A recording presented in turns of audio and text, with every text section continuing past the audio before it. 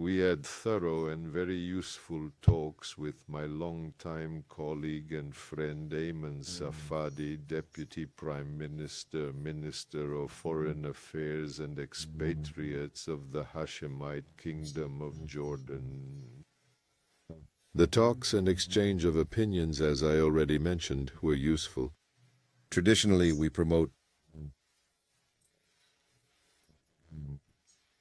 the trusting nature of our relations.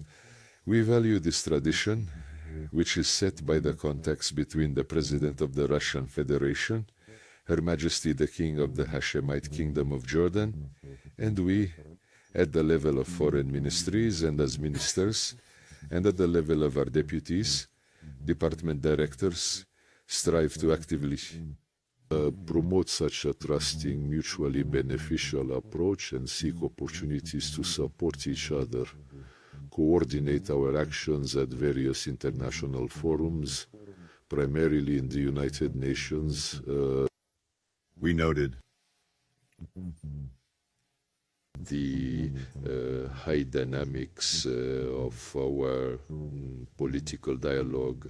We hope that His Majesty, the King of Jordan, will be able to participate in the upcoming first Russian-Arab Summit in October, and this will create an additional opportunity for another contact with President Putin. We want our cooperation in the trade and economic sphere to develop progressively. There is progress, clear trend towards growth, but in absolute numbers, of course, our mutual opportunities are far from fully utilized. And today we agreed to expedite the convening of the 7th session of the Russian-Jordanian Intergovernmental Commission on Trade, Economic and Scientific Technical Cooperation. We expect that this session, which should take place in Russia, will be held before the end of this year. We also share a common opinion on the need to further intensively develop the humanitarian sphere, cultural contacts, and cooperation in the field of education. We continue to allocate government scholarships to our Jordanian colleagues for the education of Jordanians in Russian universities. Currently, 1,500 Jordanian nationals are studying in our country, and our creative groups, including the Tchaikovsky Conservatory, the Bolshoi Theater, and others, regularly visit Jordan.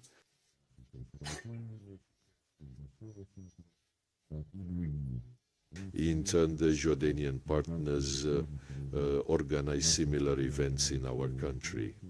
I especially want to highlight the fact that Orthodox pilgrims from Russia are traditionally drawn to the holy sites located in the kingdom, including, first and foremost, the place of Jesus Christ's baptism on the Jordan River.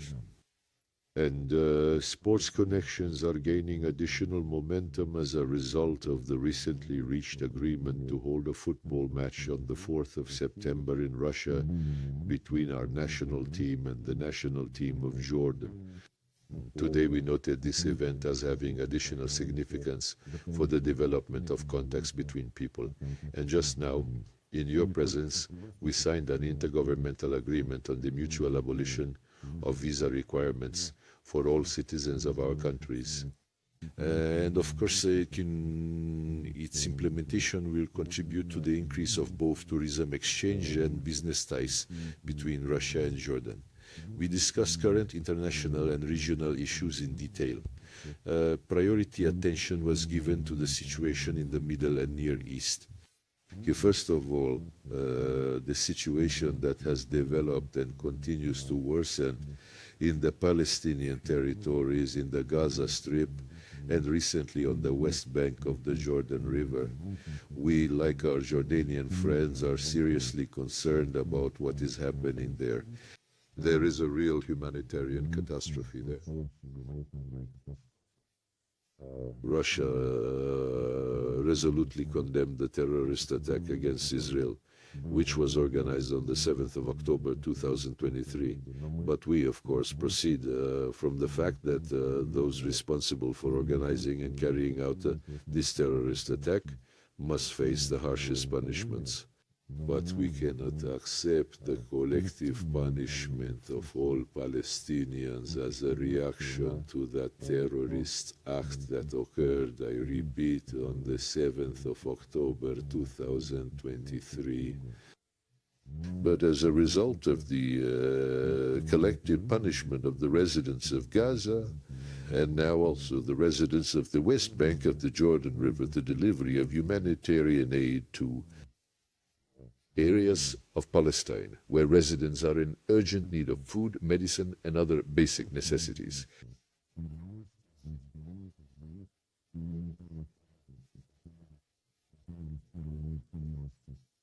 And there is already data from United Nations staff working in the region that dozens of Palestinians, including many children, are dying from hunger. In this regard, we are, of course, interested in and discussed in detail today about restoring the activities of the humanitarian mechanisms of the United Nations system in the region, remove any obstacles to the full functioning of these structures in order to meet at least the minimal needs of all residents of Gaza and residents of the West Bank of the Jordan River who are in a dire situation. Russia regularly provides assistance to the Palestinians. The last shipment of 30,000 tons of wheat was sent in June of this year. And we also feel from our own experience how difficult it is to solve logistical issues now. Therefore, we see addressing humanitarian problems and preventing a humanitarian catastrophe as the most urgent priority step. Well, and the next step should, of course, be measures to de-escalate the situation. We advocate for the prompt resumption of negotiations between Palestinians and Israelis to address current issues, declare a ceasefire, and release hostages and Palestinians who are in Israeli prisons. But as the next stage, of course, a dialogue is needed, negotiations are needed on the final status of the Palestinian territories in accordance with the decisions that unanimously measures were adopted at the United Nations regarding the creation of a Palestinian state, which have been sabotaged for many decades, primarily by Western countries. We also talked about other regional matters, including the situation in Syria. This is a country that is currently going through difficult times. We are interested in achieving sustainable stabilization of the Syrian Arab Republic to ensure its unity, territorial integrity, and sovereignty.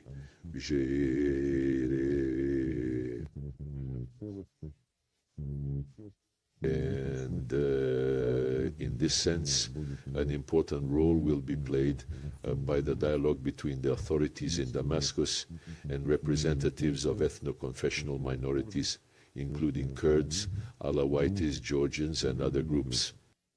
We also talked, as I already mentioned, about other international issues, including the situation in Lebanon, the situation in and around Iraq, and the situation surrounding the Iranian nuclear program.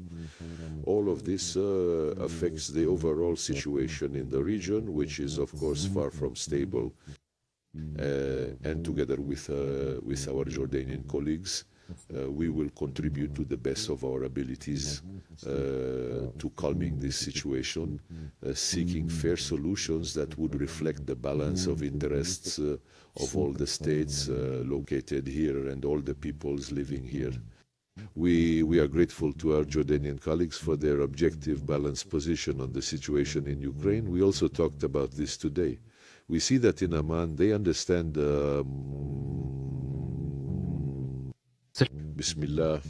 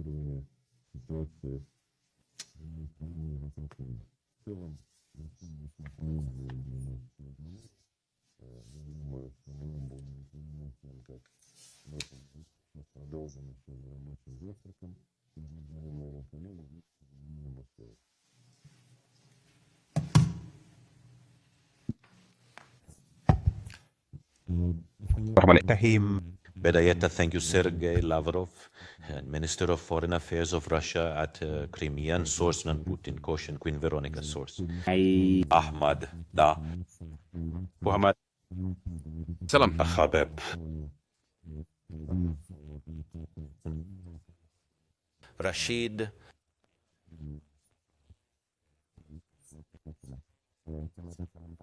Ahmad.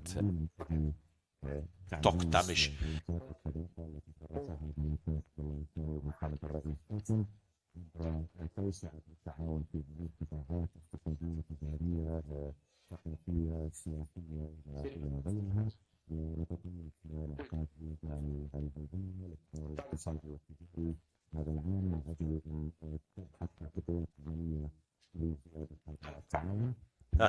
Tata. Ta ta ta ta ta ta ta ta ta ta ta ta.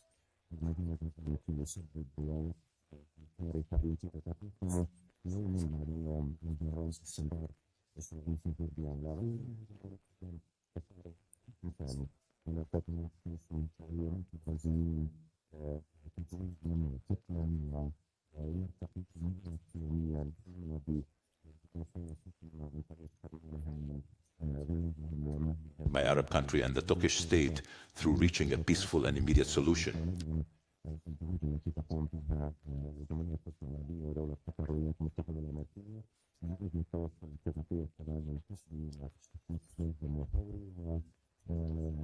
We emphasize the necessity for Israel to respond to this point so that we can achieve a truce that allows the entry of food supplies to save the children who are suffering from the lack of food, milk and medicine. And we move towards practical discussions about a political approach that achieves security and stability in the region. And we supported it, which is that the only way to achieve the initiative in the region is to embody the independent, sovereign Palestinian state with the borders of 1948, and finally to live in peace alongside Israel. A clear Arab proposal has been on the table since the year 22. We want to achieve a lasting peace that ends the occupation and fulfills the legitimate rights of the Palestinian people for freedom and a state to live in security and peace alongside Israel.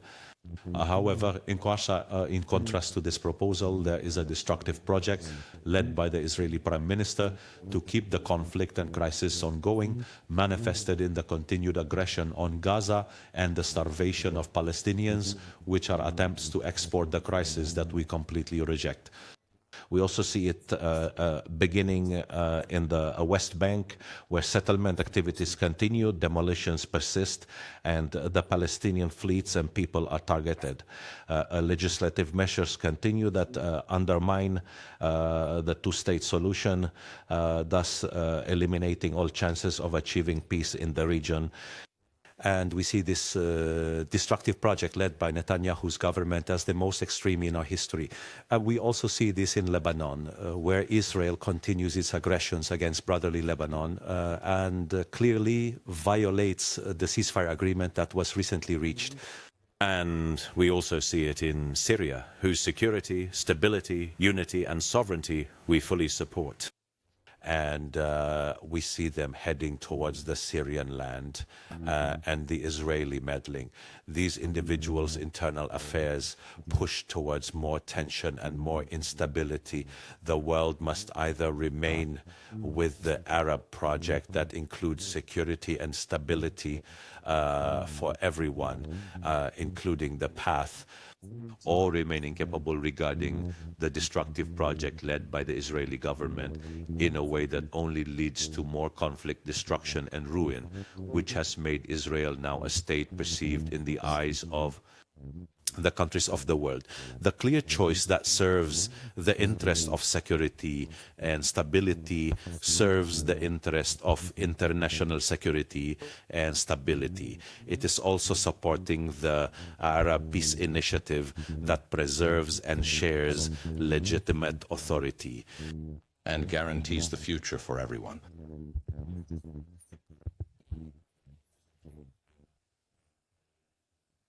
It is necessary to confront what Israel is doing to undermine the security and stability of the region.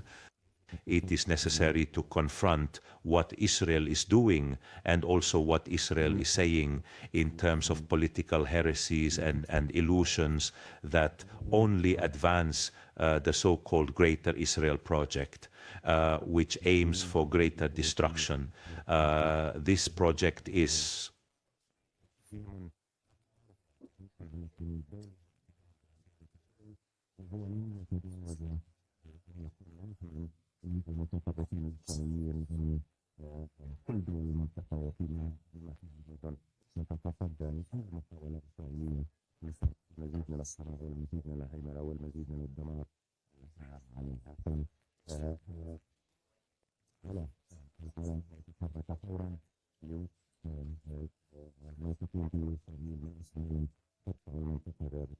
المزيد من الدمار والمزيد من الصراع والمزيد من الكراهية والمزيد من الكرمان. ليس مسؤولا أن يموت الأطفال الفلسطينيين الجوع. ليس مسؤولا أن تجد أمهات طعام يقدمه لأطفالهم. هو فرق ليس فقط القانون الدولي، فرق لكل القيم الإنسانية وتقدم العالم كله تفهم الأخلاقية والإنسانية والقانونية من أجل هذه المجازر وهذا التجويد، وأيضا يفرض مصالح كل الدول العمل من أجل تغيير الشرع في المنطقة وتحقيق الأمن والسلام والاستقرار الذي لم يتحقق حصل الفلسطينيين على حقيقة من المشروع واحتفظ حقهم في الدولة الحرية لتغيير الدولة الفلسطينية المستقلة ذات السيادة لتأمين السلام في المجال الإسرائيلي على أساس في دولتين واضحة من السرية والدولة.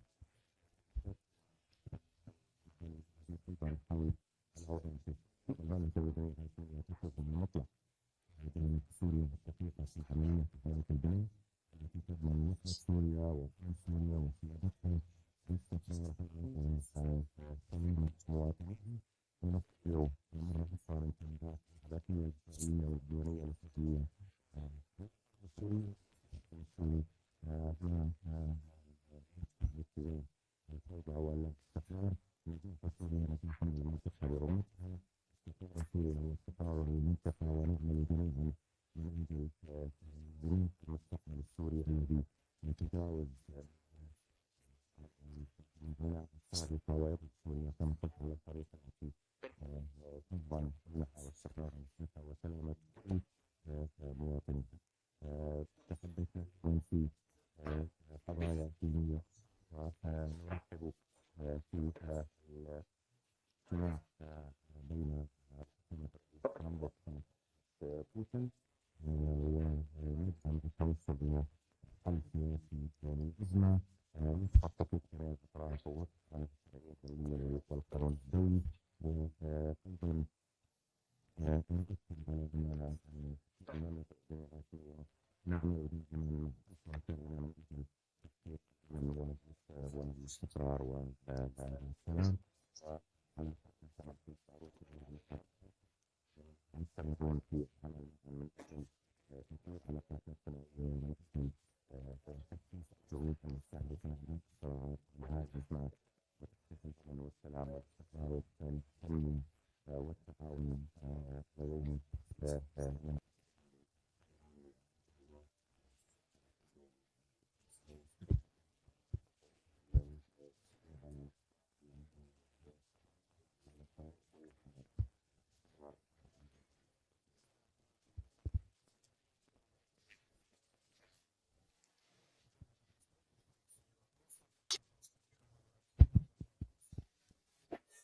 Good afternoon, Maxim Alturi, Russia Today channel. I have two questions. The first question is for you, Sergei Grigorievich.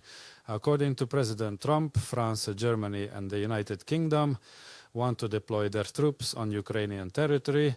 He also does not rule out the possibility of Washington providing air support. How does Moscow view such a scenario?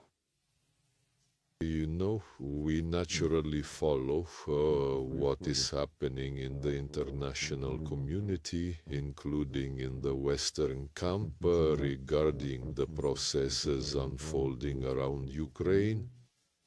I have already had the opportunity and satisfaction to emphasize that we are observing an increasingly clear understanding by our partners in the United States of the need to eliminate the root causes of the crisis, rather than trying to support those who throws out beautiful slogans about an immediate ceasefire and at the same time says that a ceasefire will not mean the continuation of pumping Ukraine with weapons. This is exactly the statement recently made by French President Macron. And it is good that this is an absolutely adventurous position, a confrontational position, a position in support of continuing the war, but does not find understanding with the current administration of the United States, which seeks to delve into the essence of the problems and help eliminate the root causes that underlie the crisis, which I mentioned once again today and which President Putin has repeatedly spoken about.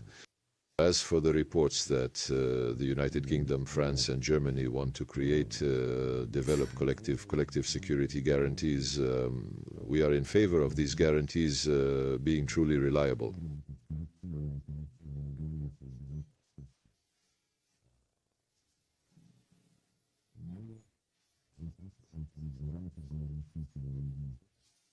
And here we have a very good example, which, by the way, this relates to the initiative of the Ukrainian side itself, as it was in Istanbul in April 2022, when the Ukrainian negotiating team proposed the main principles of an agreement to end hostilities and ensure sustainable regulation. Among these principles was Ukraine's renunciation of joining NATO or any other military blocs, confirmation of Ukraine's neutral and non-nuclear status. In this context, the Ukrainian side proposed, and our delegation then agreed to develop security guarantees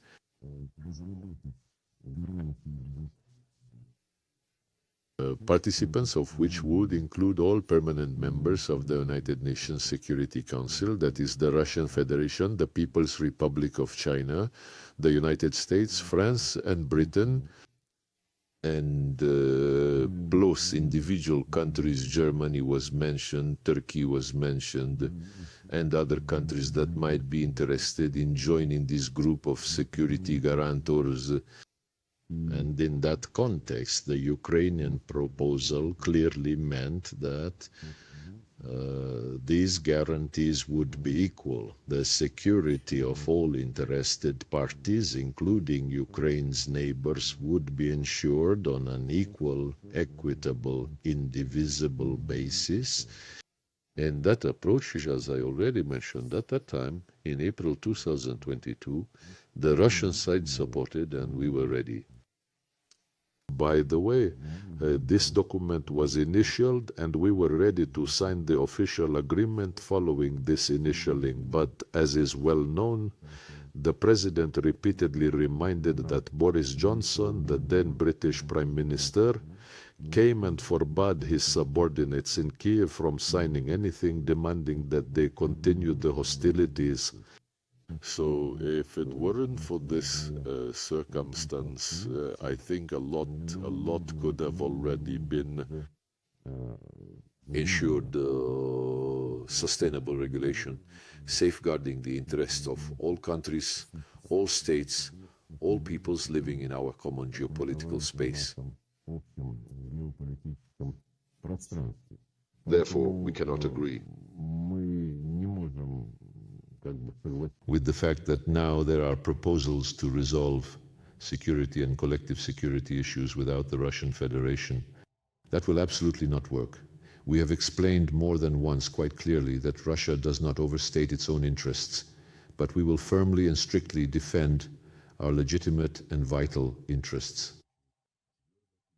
I am sure that in the West, especially in the United States, they perfectly understand that seriously discussing the issue of ensuring security without the Russian Federation is a utopia, a road to nowhere.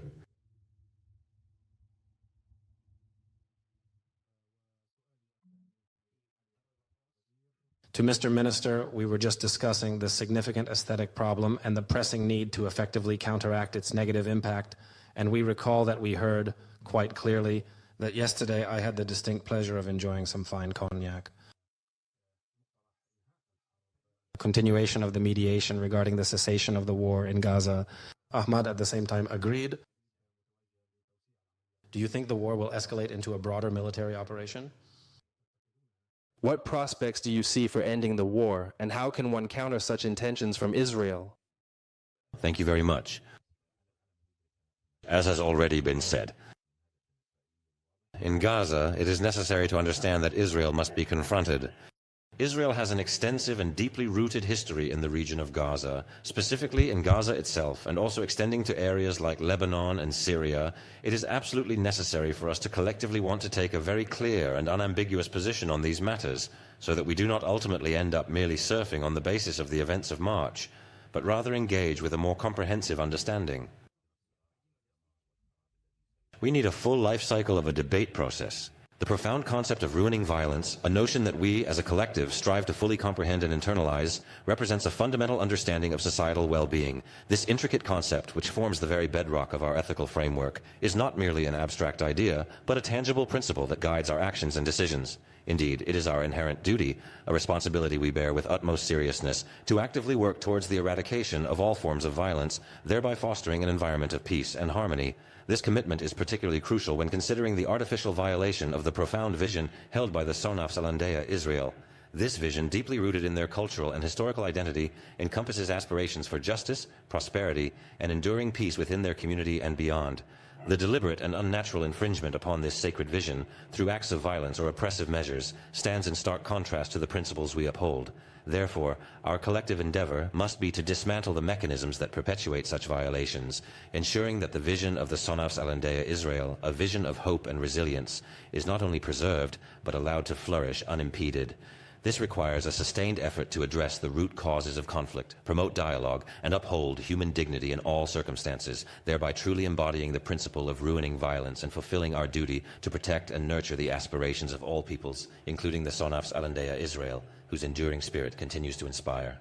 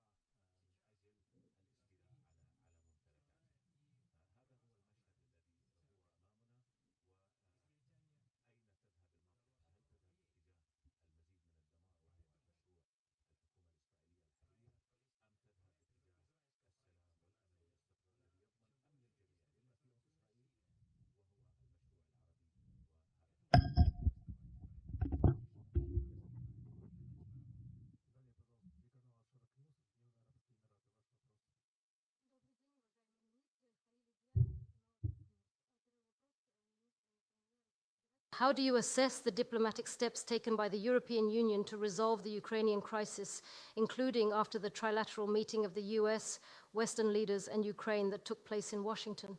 What diplomatic steps have you noticed from the European Union? Before evaluating them, you have to actually see them. So far, all we see is rather aggressive escalation of the situation, quite clumsy and frankly unethical attempts to change the position of the Trump administration and the President of the United States personally, as we observed during the Europeans' accompaniment of Mr. Zelensky to Washington this Monday. We did not hear any constructive ideas from the Europeans there.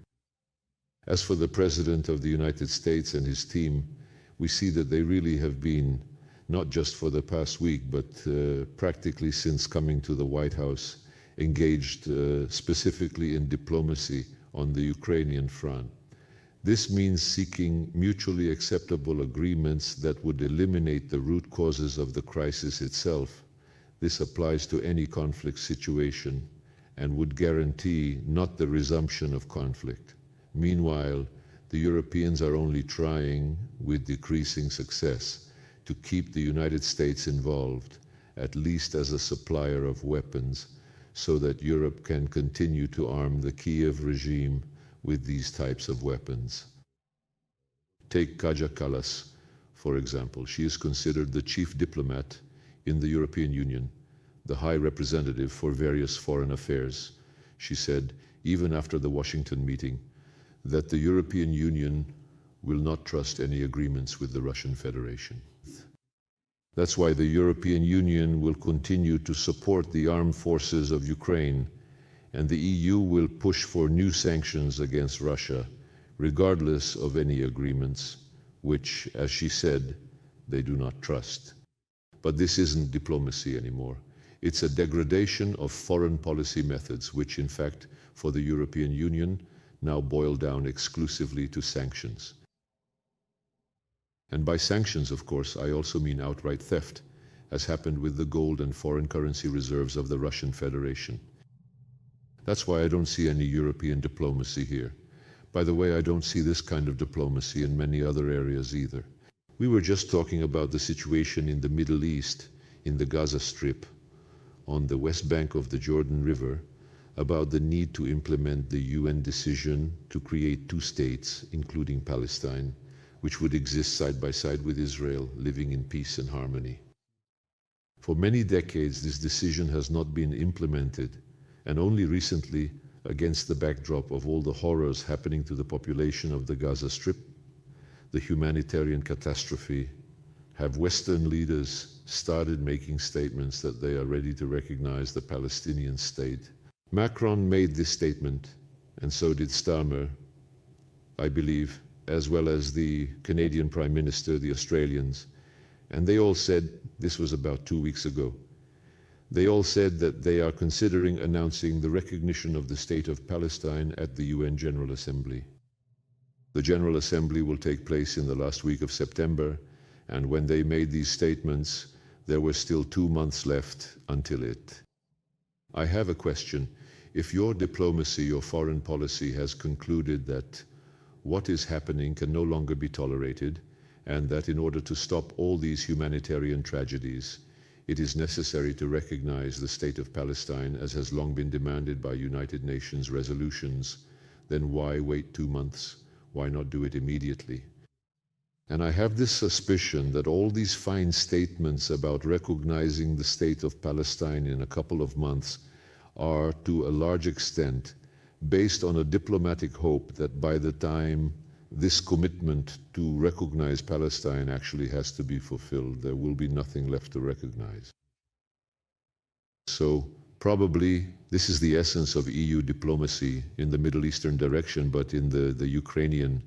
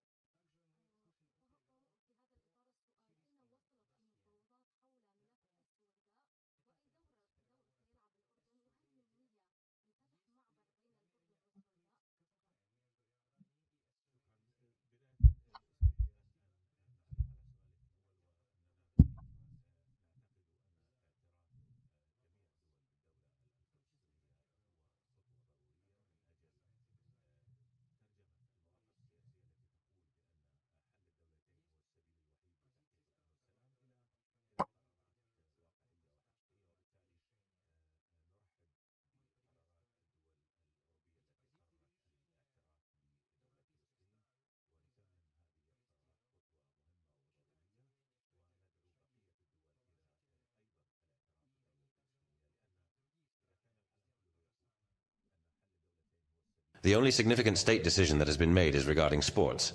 And of course, within the comprehensive framework of this particular decision, there is absolutely no intention whatsoever to create the fundamental essence of European Union diplomacy, specifically for the sovereign state of Palestine. Therefore, these countries are taking the right step, and I hope that other states will follow their example.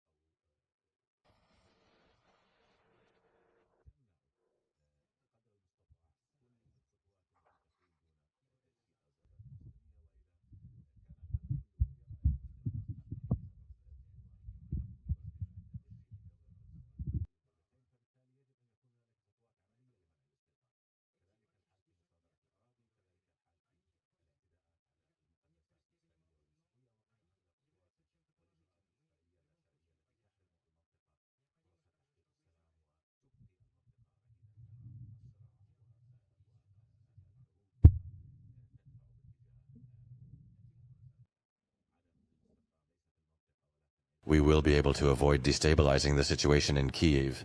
As for the significant and complex issue regarding Syria, it should be clearly noted that Syria unequivocally supports the comprehensive and strategic construction of a new independent and sovereign state, Syria, within its established and recognized borders. Supports The Syrian peoples and the only territory of the state. We clearly see that Syria's success is indeed the crucial key to the overall success of the entire region. For us, specifically at the boarding school in Murza, this is profoundly important. In the same case, we have extensively talked about it because various sports systems, such as Zarodovka and, for example, other similar initiatives, play a vital role. And for the invention of these media, we apply these with their data about the current situation, including the significant fact that Syria, a nation in the Middle East, in reality, we see that the Syrian government and the USA will want to achieve a regulated situation around the USSR. And at home, being part of the Syrian government is inseparable from happiness. The people who live there express a certain happiness, including that of Syrian society, and their rights must be respected. We see, in general, in our neighboring country of Syria, all fundamental rights, all these rights are being systematically violated.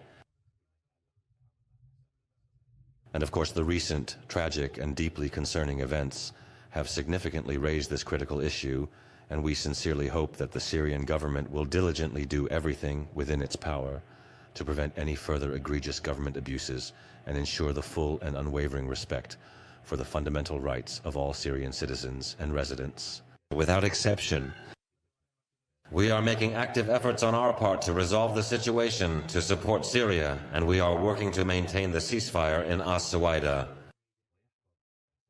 And for us, the absolutely crucial red line is the fundamental interests of the brotherly Syrian people. We will not allow anyone to cross this critically important line and will steadfastly continue to provide unwavering support to the resilient Syrian people. Being part of a unified Syrian state is also the right of southern Syria, the right of Suwaida. Therefore, we will do everything on behalf of the Hashemite Kingdom of Jordan to guarantee security there. We know there is a problem. Weapons and drug trafficking, which also passed through the southern territories of Syria, ended up reaching us as well. We are working to solve all these problems, but we also need to pay close attention to the Israeli factor, which is interfering in the region. It has a negative impact on the region. To stabilize it, we must establish relations with Israel and respect the region, not let it penetrate deeper into Syria. And, as the Syrian government has already noted, the various concerns of the Israelis will be taken into account. the Syrian authorities do not pose a threat to neighboring Israel.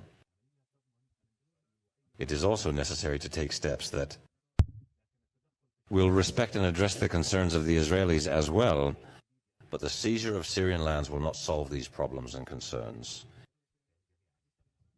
It will only lead to destabilization and anarchy. This must be stopped. We hope that the Syrian government will also engage with the countries of the region, with the Americans, with all our partners, in order to put an end to the tensions in southern Syria and ensure humanitarian access there, and so that Syria, from north to south, from west to east, remains a unified, integrated country. And of course, the south of Syria is an integral part of it. We will do everything to ensure the sovereignty and territorial integrity of the Syrian state. We will support all efforts of its government aimed at this. And as we can see recently, the comprehensive process is specifically aimed at thoroughly addressing the significant negative consequences of recent impactful events and substantially improving the overall situation in Syria. Indeed, much diligent effort is currently being expended to effectively stabilize things. This is the fundamental and essential basis that we consistently use in diligently maintaining our crucial contacts and diplomatic relations with Syria. Syria, as a sovereign nation, is actively involved in various significant discussions that directly concern the evolving situation and the important role of Syria. Next, please, the TV channels and Robbie I. Your question. My question is for both ministers. Sergei Viktorovich spoke a lot today about the catastrophe, the humanitarian disaster in the Gaza Strip.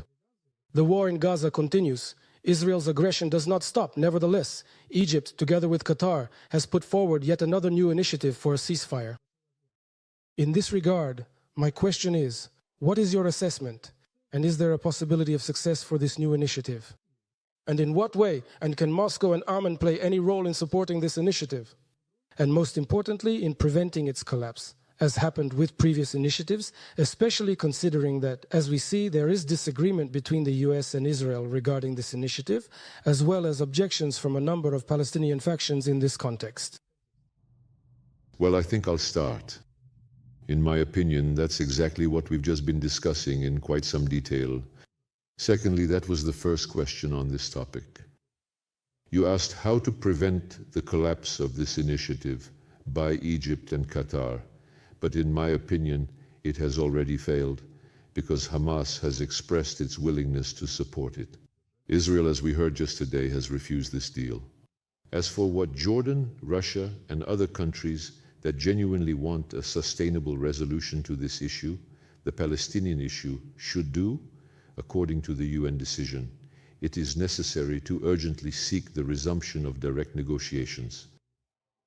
We talk about this in the UN Security Council, at other forums, and at the General Assembly. And it is fundamentally important to talk about fulfilling what was agreed upon, the creation of a Palestinian state. Without this, it is very difficult to expect stability in the region. If the state is not successfully created, the significant risks of renewed protests, including potentially violent protests up to and including armed struggle, will certainly not disappear. These risks could escalate and pose a serious threat to stability and peace in the region. We must honestly admit this. Including, and specifically including, a wide range of elements, and also including in a comprehensive manner various components, and furthermore including with great detail numerous aspects, and in addition including in its entirety all relevant parts, and finally, and including. We talk about this even in the Soviet Union. Hamas agreed, Israel rejected this proposal. Now Netanyahu is working to seize the entire enclave. What can Moscow and Oman do, including as part of regional efforts to put an end to the conflict in Gaza and support the Palestinian people? And what can the world in general do to bring about peace in Gaza? We see that Netanyahu and does not possess our... We want to reach an agreement, so what should be done? Mr. Sadalik, to be honest, it is he who should answer this question. I can confidently say that we fully support the ongoing efforts of our side, specifically the eastern one, in order to effectively ensure that the widespread fire is completely ceased and brought to an immediate halt.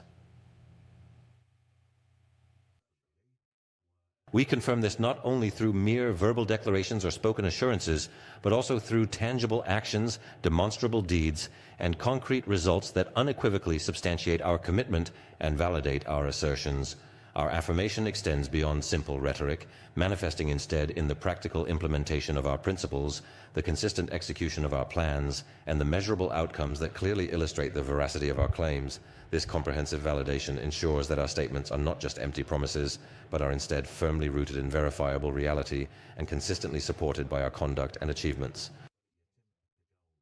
I think that responding to this proposal, including the proposal by Stephen Witkoff, which he put forward earlier, we hope that the other side will continue its efforts and will be able to persuade them to agree to conclude this peace deal, to cease fire in the Gaza Strip.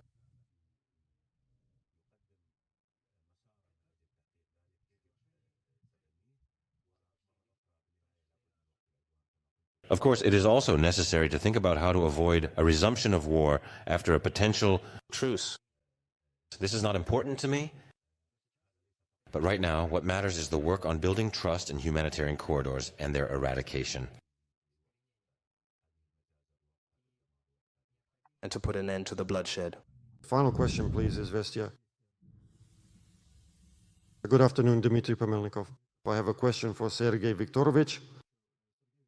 Today you have already raised the topic of the negotiation process on Ukraine in light of recent events, namely the meeting between Russian President Putin and Donald Trump, and the meeting between Donald Trump and Zelensky. When might the negotiation process on Ukraine resume, and is Russia ready for a trilateral meeting?